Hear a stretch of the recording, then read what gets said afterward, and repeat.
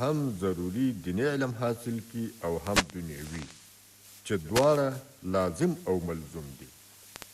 او نه دیني او دنیوي علم یو د بل ضد دي لکه ځینې وګړي چې فکر کوي یو لوړ طبي ډاکټر ښه دیني عالم هم ګرځېدی شي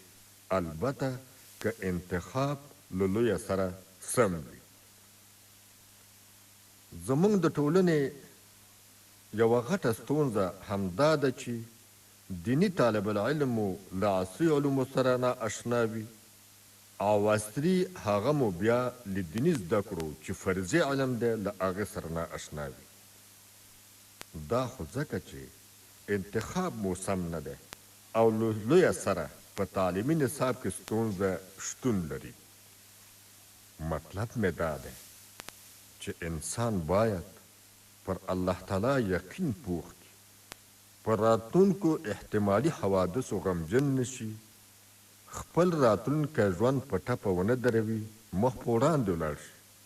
په هغه څه کې لټي ونکړي چې په ده پورې اړه لري د اهل حق کیفیت دا دی چې عبرتونه او نصیحتونه یې په ایمان کې اضافه راولي نه یوازې دا چې پر مصیبتونو او حوادثو صبر کوي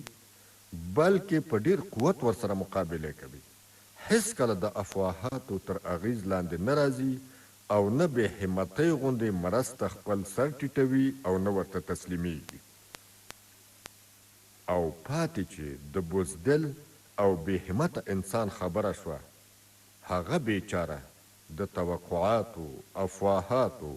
او خوب خیال په توره روزانه په بیا بیا وژل کیږي هره ورځ له دې کبله که تاسو غواړئ چې په ژوند کې مو استقرار په وجود راشي نو په شجاعت او میړانې سره د حالاتو مقابله وکړئ تر څو کوم وګړي چې اهل ایقان نه دي هغوی تاسې کم وزن ونه ګڼي او د هغوی له چالو سره تاسې ته قوت او لا ښه تجربه حاصله شي کمزور او بېزړه خلک د رحم وړ دي چې گردش ایامې د قوي زلزلې په څیر لړزوي او د راتلونکي ژوند خوښي ترې اخلي ځینې کسان د یو ډیر معمولي او سپک څیز له کبله ټوله ورځ په غم لړلي او رنځور وي که یې پر یوه ادنا موضوع له خپلې میرمنې سره خبره واوړي یا په خوراک کې مالګه څه زیاته یا کمه محسوس کړي یا کار په پوره وخت نه وي شوی یا د ګاونډي کور ماشومې له زوی سره جګړه کړې وي نو قهر او غصه یې اسمان ته وخیږي په ذهن کې نړیواله جګړه شروع شي په بد ویلو او کنځلو لاس پورې کړي او د ډیرو خلکو زړونه ازار کړي ځینې کسان د یو ډیر معمولي او سپک څیز له کبله ټوله ورځ په غم لړلي او رنځور وي که یې پر یوه ادنا موضوع له خپلې ښځې سره خبره واوړي یا له یو چا سره واوړي یا په خوراک کې مالګه څه زیاته کمه یا له ده نه اخوا دېخوا څه پیښ شي یا کار په پوره وخت نه وي شوی یا د ګاونډي د کور ماشومې له زوی سره جګړه کړې وي نو قهر او غصه یې اسمان ته وخیږي په ذهن کې نړیواله جګړه شروع شي او په ذهن کې نړیواله جګړه شروع شي په بد ویلو او کنځلو لاس پورې کړي او د ډیرو خلکو زړونه ازار کړي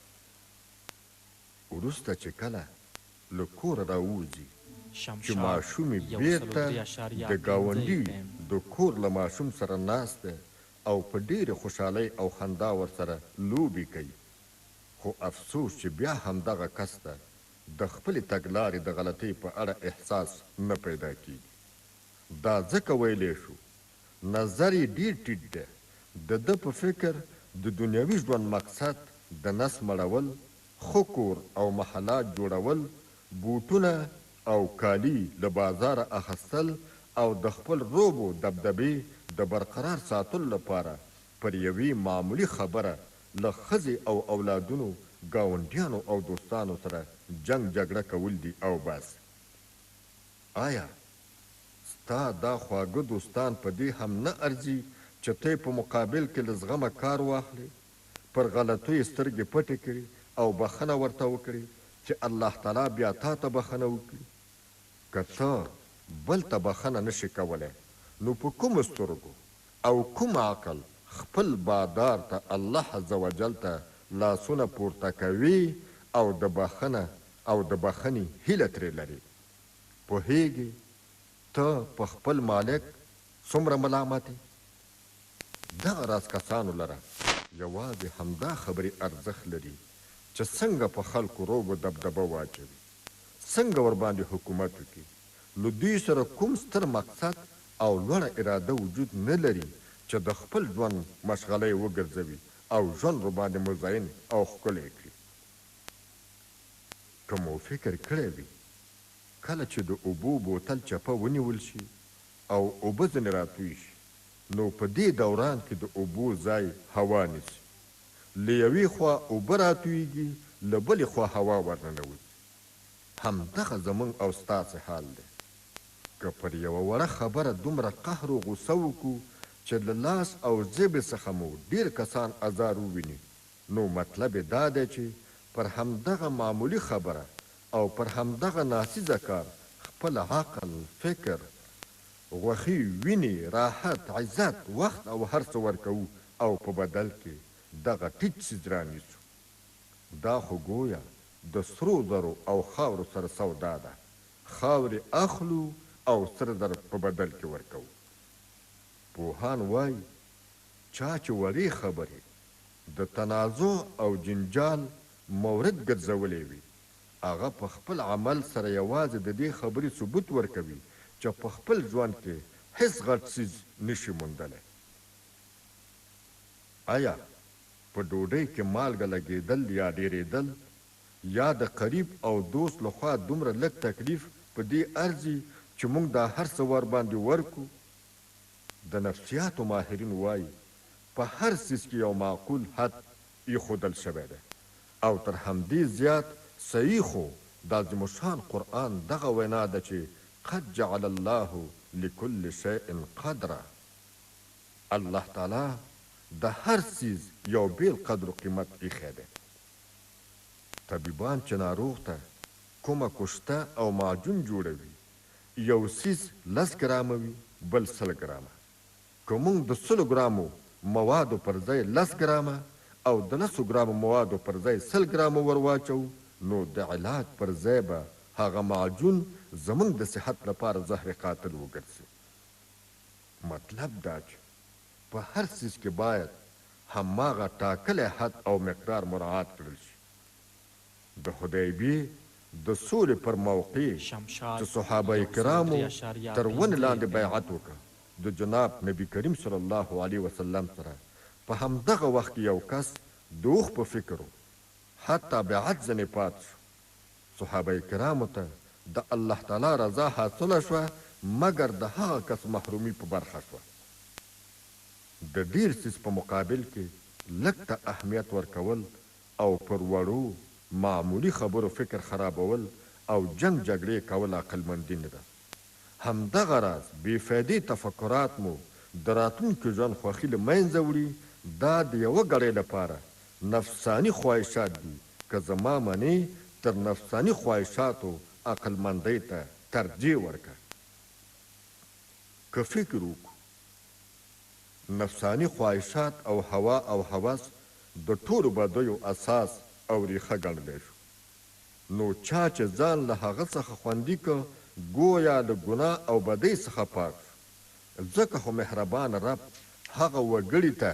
د جنت وعده ورکوي چې و اما من خاف مقام ربه ونهى النفس عن الهوى فإن الجنة هي المأوى.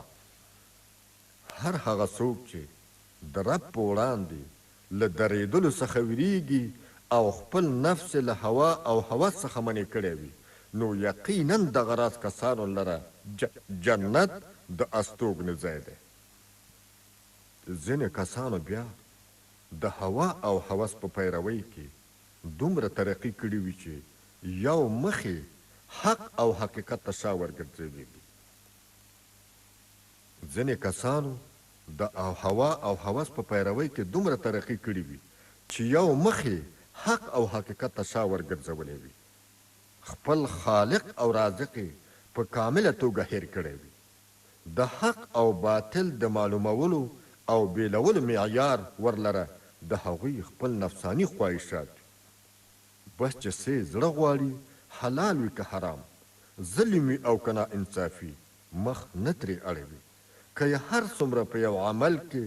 د رب نافرماني راځي، خو چې د ده نفس یې وغواړي نو بې تکلفه د خپل رب حکم ته شا ورګرځوي. گویا دغه راز کسانو خپل معبود الله عز وجل خپل نفسانی خواهشات او هوس ګرځولي، لکه چې الله تعالی فرمایي: افرأیت من اتخذ الهه هواه. ای پیغمبره، آیا ته ویني هغه کس چې له خپل هوا او هوس او نفسانی خواهشاتو څخه خپل معبود او خالق جوړ کړی دی؟ راشئ، څوک چې خپل معبود خپل هوا او هوس ګرځوي، حال دا چې دی په دې ښه پوهیږي چې په دې سره زما رب څومره زیات ناراضه کیږي، خو د دې هیڅ پروا نه ده. نو د دغه بد عمل نتیجه دا راوځي چې الله تعالی له دغه کس څخه خپل د تر ټولو ستر نعمت چې هدایت نومیږي د نزول باران بندوي او دی په تورو تیارو او ګمراهۍ کې پرېږدي چې شیطان په ډېرې اسانۍ ورباندې بریالی کیږي. یا په بل عبارت، الله تعالی هغه ورتیا چې یو انسان تر حقیقت پورې ځان ورباندې رسولی شي او هدایت ترلاسه کولی شي، دا ځنې پورته کوي او دغه تعبیر الله تعالی له خپله طرفه په مهر لګولو سره کوي. بیا د هغه انسان حالت داسې کیږي غوږونه او سترګې به لري، خو نه به یې غوږونه پند او نصیحت اورېدلی شي او نه به یې سترګې د حقیقت لاره ورباندې لیدلی شي. زړه به لري مګر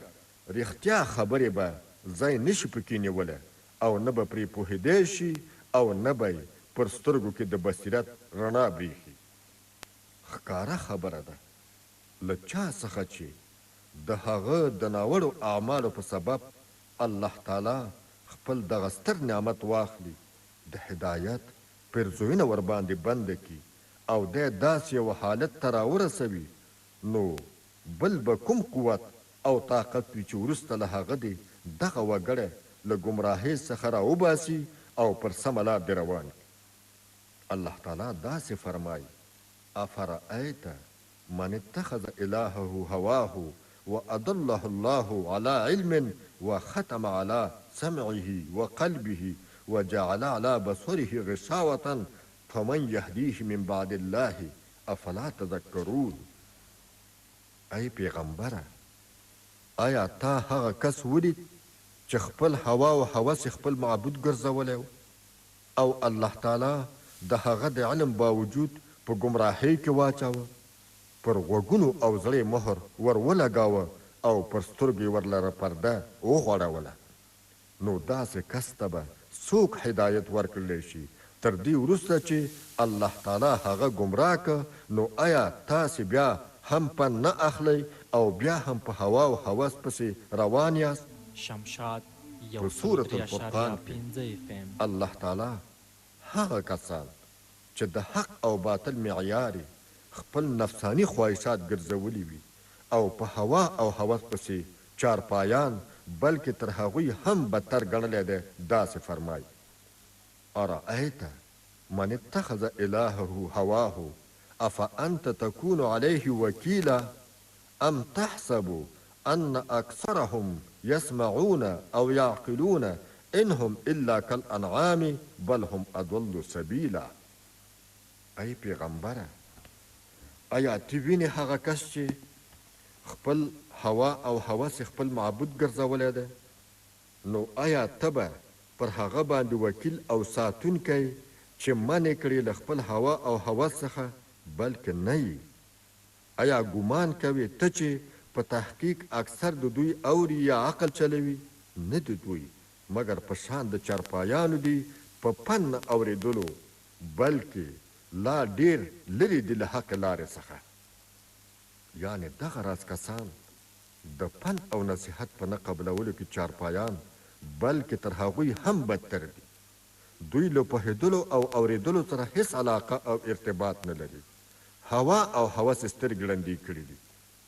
حیوانات لا هم په هر حال د خپل پالونکي او بادار په وړاندې